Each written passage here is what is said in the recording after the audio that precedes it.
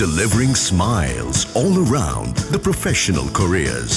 Reach us to reach them. உங்க current bill ஏறிட்டே போகுதா? கவலை விடுங்க. 100% ஈஸி கிரேட் காப்பர்ல தயாரிக்கப்பட்ட லெவிட் வயர்ஸ் அண்ட் கேபிள்ஸை பயன்படுத்தி உங்க கரண்ட் பில்லை மிச்சப்படுத்துங்க. என்றென்றும் நம்பிக்கையுடன் லெவிட் கேபிள்ஸ் அண்ட் வயர்ஸ். அப்படின்னு தாய்ப்பாசத்தை காட்டுறது யார்? பாஜக விசுவாசத்தை காட்டுறது யாருன்னா ஓபிஎஸ் தான் அதிகம். தாய்ப்பாசத்தை என்னையோட மிஞ்சிட்டியா அப்படிங்கிற சொல்றோம்ல, அந்த மாதிரி பாஜகவிற்கு மிக தீவிரமான ஆதரவு. எம்ஜிஆர் ஜெயலலிதா அவர்கள் மறைவுக்கு பிறகு பாஜகவுக்கு ஒரு மிக நெருக்கமான நபராக ஓபிஎஸ் போயிட்டார். ஆனால் அரசியலில் வந்து லாப நஷ்ட கணக்கு தான் பார்ப்பாங்க. நீங்கள் விசுவாசமாக இருக்கீங்க, நல்லவரா கெட்டவரா, ரேஸில் எந்த குதிரை ஓடுது அந்த குதிரை மேலே தான் மனம் கட்டுவான். நல்ல குதிரைங்க, யாரையும் கடிக்காது, சாஃப்டான குதிரைங்க. ஆனால் ரேஸில் ஜெயிக்காதுன்னா ஓரமாக போட்டுருவாங்க. இதுதான் அரசியலுக்கு போதும், வாழ்க்கைக்கு அதுதான். ஒரு உட்கட்சி பிரச்சனையை பேசுறதுக்கு ஒரு பக்கம் எடப்பாடி கை, ஒரு பக்கம் ஓபிஎஸ் கையை பிடிச்சி தூக்கி காமிச்சு ரெண்டு பேரும் சேர்ந்துட்டாங்க, வெற்றி காமிச்சார். அப்படிப்பட்டு அதிமுக பாஜகவை நம்பி போய் இன்னைக்கு முட்டுச்சந்தில் நிற்கிறார் ஓபிஎஸ் அப்படிங்கிறது தான் யதார்த்தமான உண்மை. ஓபிஎஸ் சேர்த்து என்ன லாபம் அப்படின்னு அவங்க ஒரு திட்டம் போடுறாங்க.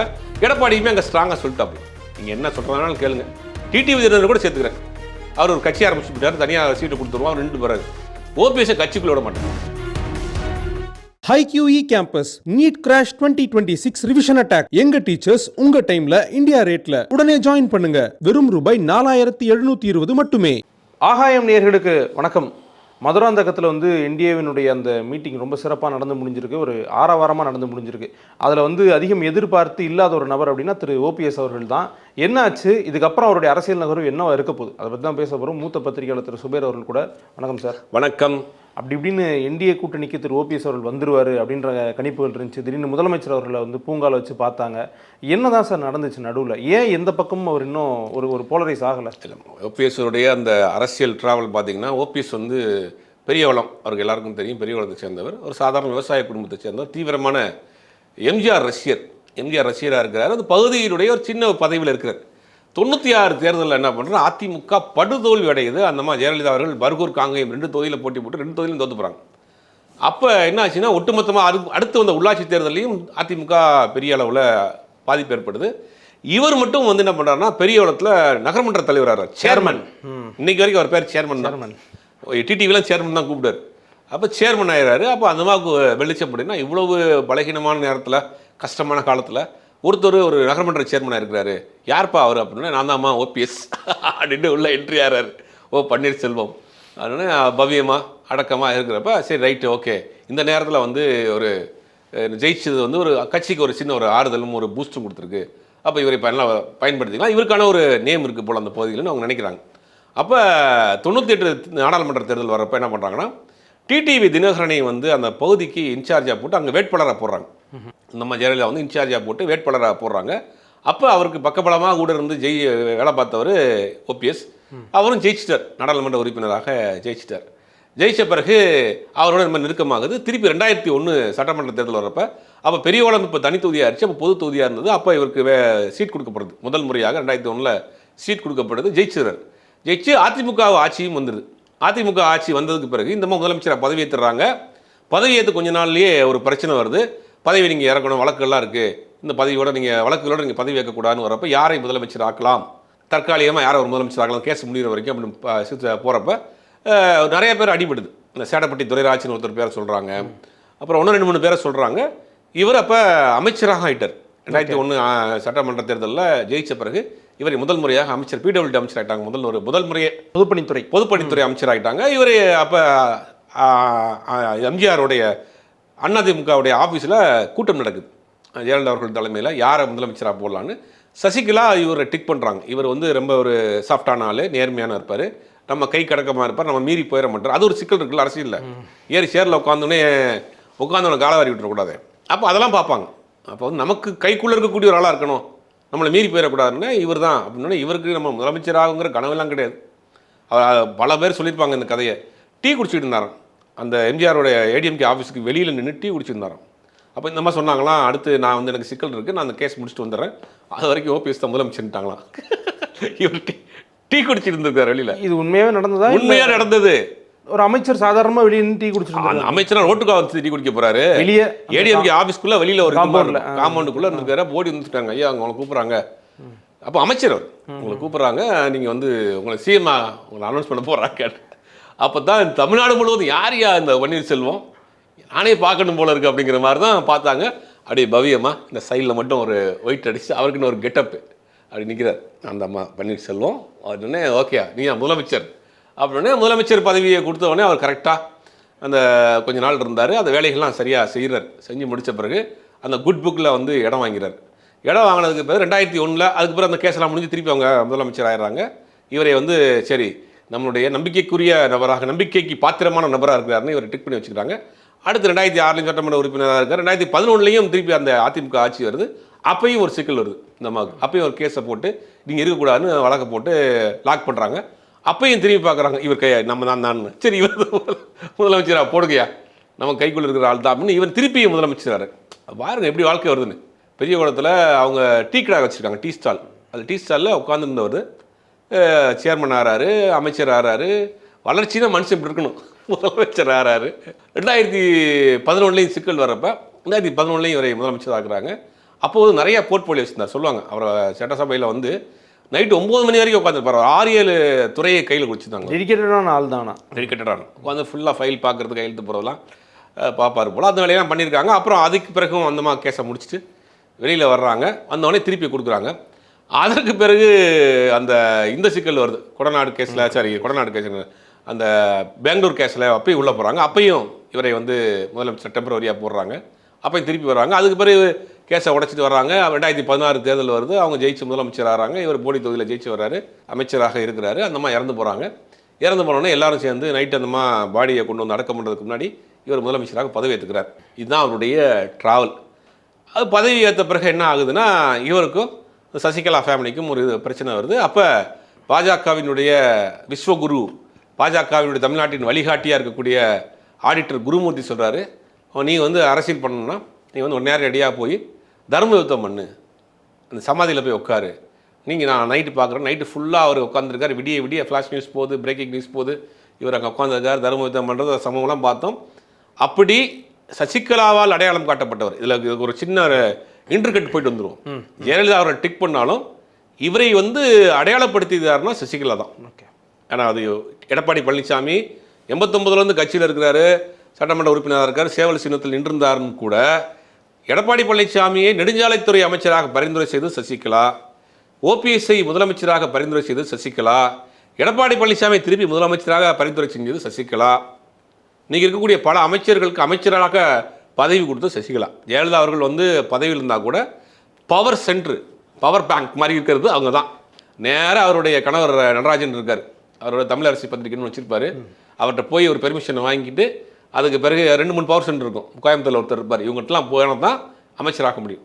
இந்த எலெக்ஷன் நேரத்தில் பார்த்தீங்கன்னு வச்சுங்க, எம்என்னை பார்க்க போகிறோம், அவர் பேர் எம் நடராஜன், எம்என்னுப்பாங்க, எம்என்னை பார்க்க போகிறோம், அந்த சசிகலாவோட சொந்தக்கார யாரையா பார்க்க போகிறோம், சீட்டுக்கு மூவ் பண்ணுறோன்னு பார்த்தீங்கன்னா சென்னையில் அங்கங்கே ஆளுகள் வந்து ரூம் போட்டு தங்கியிருப்பாங்க.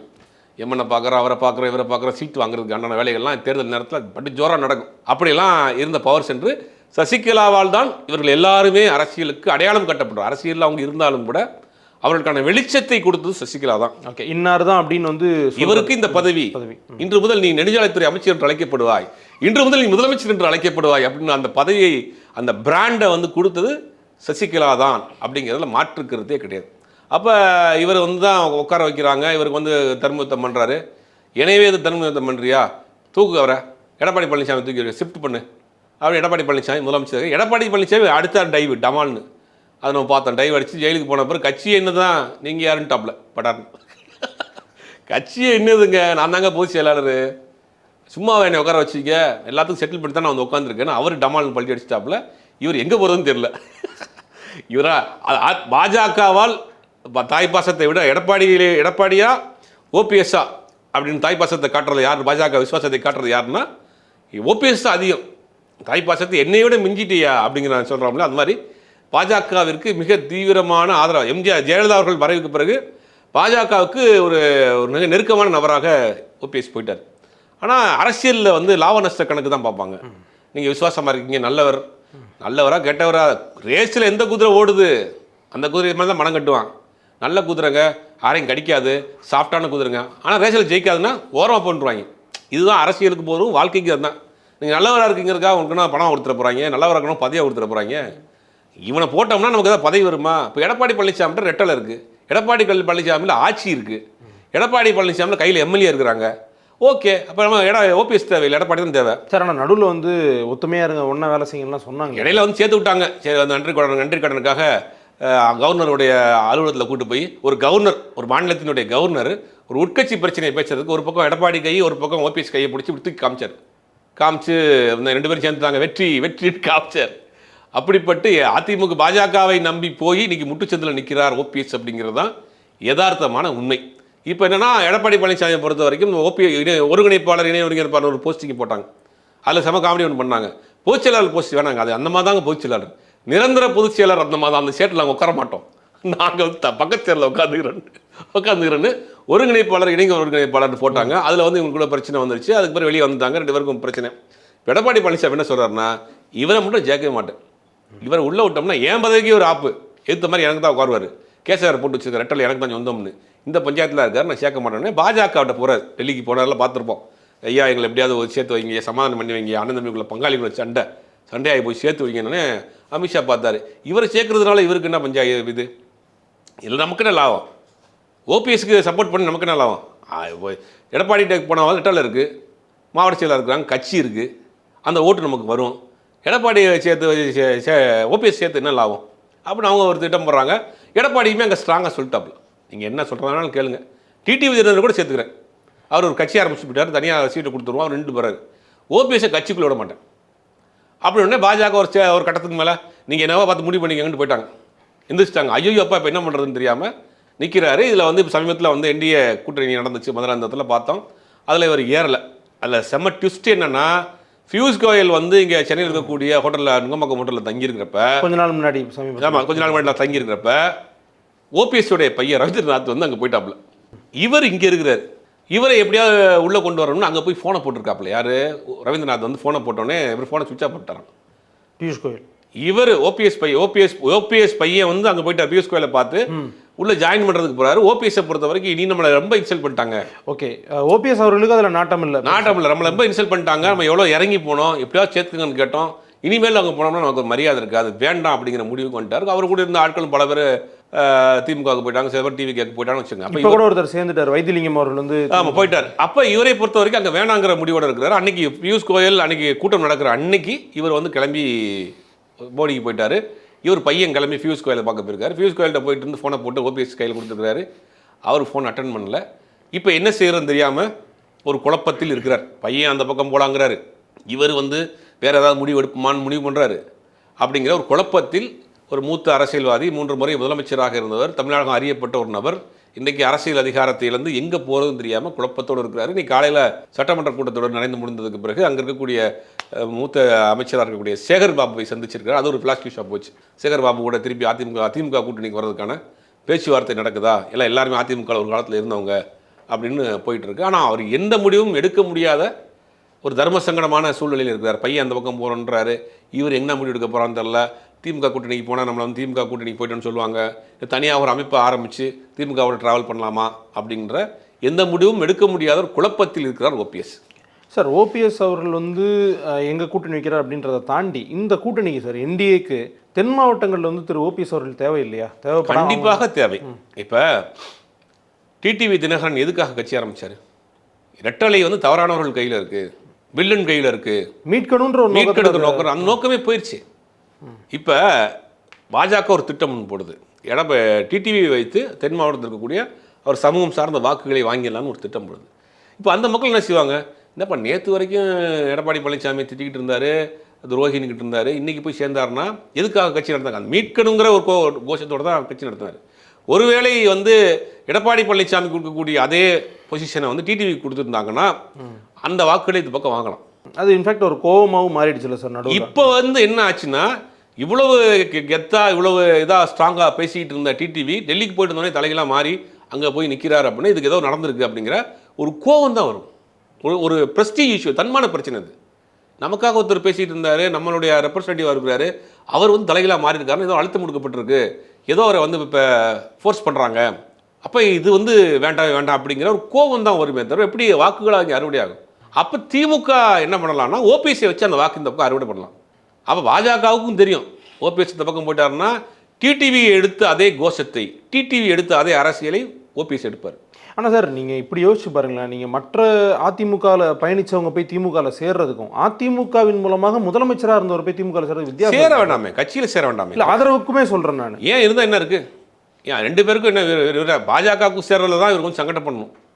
இவருக்கும் பெரியாரும் அண்ணாவும் தலைவர் தானே, இவரும் திராவிட கட்சி தானே. ஒரு கட்சியில் முதலமைச்சராக இருந்தவர்ல சார், நேர் எதிரான கட்சியில். நேர் எதிரான கட்சி அது ஒரு பிரச்சனை. நான் இங்கே என்ன சொல்றீங்க, பாஜகவுக்கு சேரல தான் நீங்கள் பண்ணணும். பாஜக தான் நேர் எதிரான கொள்கை உள்ள ஒரு கட்சி. ஏதோ ஒரு வகையில் திமுக வந்து அது ஒரு திராவிட இயக்கம் தான். திராவிட இயக்கம் தான். 2 பேருக்கு என்ன கொள்கைன்ற, திமுக அதிமுக என்ன கொள்கை வேறுபாடு? 2 பேருக்கும் பெரியாரும் அண்ணாவும் தான் கொள்கை தலைவர்கள். அப்படிங்கும் போது இவங்களுக்கு என்ன குறைபாடு இருக்கு? எம்ஜிஆர் திமுக இருந்தவர் தானேங்க. எம்ஜிஆர் திமுக இருந்தவர் தானே, திமுகவுடைய பொருளாளர் இருந்தவர் தானே, திமுகவுடைய சட்டமன்ற உறுப்பினர் இருந்தவர் தானே. அப்போ இவங்க திருப்பி தாய் கழகத்துக்கு வர்றாங்க, அவ்வளோதான். கருத்து வேறுபாடால் பிரிஞ்சு போனவங்க தாய் கழகத்துக்கு வர்றாங்க. நேற்று வரைக்கும் அசிங்கமாக திட்டிக்கிட்டு 2வது நாள் நாங்கள் பங்காளின்னு சொல்கிறத விட கௌரவமாக ஒரு இயக்கத்தை ஆரம்பித்து டிடிவி விட்டு போன அந்த அரசியலை ஓபிஎஸ் கையில் எடுத்தாருன்னா அவருக்கு தானே கெயின். அந்த சமூக மக்கள் அவரை தானே ஹீரோவை பார்ப்பாங்க. பாரியா நம்மாலியா தைரியமாக நிற்கிறாங்க எதிர்த்து, அந்த கோவத்தை இருந்தாலும் காட்டுறாரியா அப்படிங்கிற அதுதானே, அப்படி தானே ஒரு இமேஜ் தானே வரும். இது வரைக்கும் இல்லாத இமேஜ் எனக்கு தெரிஞ்சு கூடும் ஓபிஎஸ். அந்த முடிவை எடுத்து ஒரு தனியாக இயக்கமாக உருவாக்கி அவர் குறிப்பிட்ட சீட்டை வாங்கி திமுக கூட்டணியோடு நின்று தென்பகுதியில் ஒரு அரசியல் ஸ்ட்ராங் அரசியல் பண்ணார்னா, டிடிவி விட்டு போன இடத்தை டிடிவி பண்ண அதே கோஷத்தை இவர் கையில் எடுத்து அரசியல் பண்ணார்னா இவருக்கான செல்வாக்கு கூடும், இமேஜ் கூடும். ஏன்னா இவர் அந்த ஓபிஎஸ் இடத்தை இவர் ஃபீல் பண்ணலாம். ஆனால் அவர் என்ன செய்ய போகிறான்னு தெரியல. ஆனால் அவரை நம்பவே முடியாதுங்கிறாங்க கூட பயணித்தவர்கள். எந்த நேரத்தில் எந்த முடிவு எடுப்பாருன்னு தெரியாது. ஒரு ஸ்டேபிளாக ஒரு முடிவு எடுக்கிறதுக்கு தயக்கக்கூடிய நபராக இருக்கிறார். அதனால தான் அவருக்கு இவ்வளோ சிக்கல் அப்படிங்கிறது அவங்க கூட பயணித்தவர்கள் சொல்கிறாங்க. ஆனால் அவர் என்ன முடிவு எடுக்க போகிறாருங்கிறது தெரியல. அவர் ஒரு தொகுதியில் நின்னார்னா அதே பேரில் இன்ஃபேக்ட் அந்த இனிஷியல் கொண்டு ஒரு 5-6 பேரை போடுறாங்க. அதே மாதிரி அவர் வழக்கு போட்டிருக்காரு, இப்போ ரெட்டலை வழக்கு போட்டிருக்காரு, அந்த கட்சி சார்ந்து அவர் சண்டை போட்டுட்ருக்காரு. இவ்வளவு சிக்கல்கள் இருக்குல்ல சார். இப்போ நீங்கள் சொன்னீங்க திமுக அவரை யூட்டிலைஸ் பண்ணிக்கலாம். அதெல்லாம் தாண்டி திரும்ப அதிமுகவில் இணையவோ இல்லை அந்த பொசிஷனை கிளைம் பண்ணுறதுக்கு வாய்ப்பு இருக்கா சார்? இல்லை, கிளைம் பண்ணுறதுக்கு யாருக்குமே வாய்ப்பு இல்லை. ரொம்ப தூரம் போயிட்டார் எடப்பாடி பழனிசாமி. வண்டியை எடுத்துகிட்டு ரொம்ப தூரம் போயிட்டார். அந்த வண்டியில் நீங்கள் பின்னாடி ஓடி போய் ஃபுட்போர்டு தான் அடிக்க முடியும். வண்டியில் நீங்கள் ஏறி சீட்டில் அவங்களுக்கு கொடுக்க மாட்டாங்க. இப்போ டிடிவிக்குமே அந்த நிலைமை தான். டிடிவி ஓபிஎஸ் எப்படி பார்த்தாரு, எடப்பாடியை எப்படி பார்த்தாரு, எந்த ரேஞ்சில் வச்சுருந்தாங்க, இன்றைக்கி அவரை தலைவராக எடுத்துகிட்டு போய் நிற்கிறீங்களே. இல்லை, டிடிவி தினகரன் அவர்கள் புரிஞ்சுக்கிட்டார், அக்செப்ட் பண்ணிக்கிட்டாரா? ஓகே, நம்ம புரிஞ்சுக்கிட்டு அக்செப்ட் பண்ணிக்கிட்டு ஏற்றுக்கிட்டுலாம் போல. அங்கே டெல்லியில் கூப்பிட்டு போய் கொடுத்து அழுத்தம் தான். எதுக்கு சுற்றி வளர்ச்சி ரொம்ப டீசெண்டாகலாம் பேச போன வர வரைக்கும் பேச ஒரு வாரத்தில் எப்படி மனமாற்றம் இருந்துச்சு. அதாவது கனவு சொன்னாங்களா, அம்மா கனவுல நீங்கள் 2 ஒன்று தாய் பிள்ளையும் ஒன்றா இருங்கய்யா, அப்படி பஞ்சாயத்து பண்ணாதீங்கயான்னு சொன்னாங்களா? நல்ல வேலைக்கு அப்படி சொன்னால் கூட ஏதோ நம்புறதுக்கு ஆள் இருக்குது. அதிமுக நம்புவாங்க. அதிமுகவில் அம்மா என் கனவுல வந்தாங்க, அண்ணன் தம்பி 2 பங்காளி சண்டை போட்டுக்கிறாங்க, டெல்லியில் இருக்கக்கூடிய பெரியவர் உங்களை சேர்த்து வைப்பாருன்னு சொன்னாங்க, அதனால தான் டெல்லிக்கு போனேன்னு சொல்லியிருந்தா கூட இதோ அந்த தாயில்லா பிள்ளைக்கு நம்புங்க. திடீர்னு ஒரு வாரத்துக்குள்ளே பல்ட்டி அடித்து மாறுறது இதுதான் உங்களுக்கு இதுதான் ஜெல்லாகாது. இப்போ கௌரவமாக ஒரு இயக்கமாக நடத்திட்டு அதை ஒரு கட்சியோட ஒரு அரசியல் கட்சி, முன்னாள் முதலமைச்சர் அரசியல் கட்சி ஆரம்பிக்கிறதுல தப்பு கிடையாது.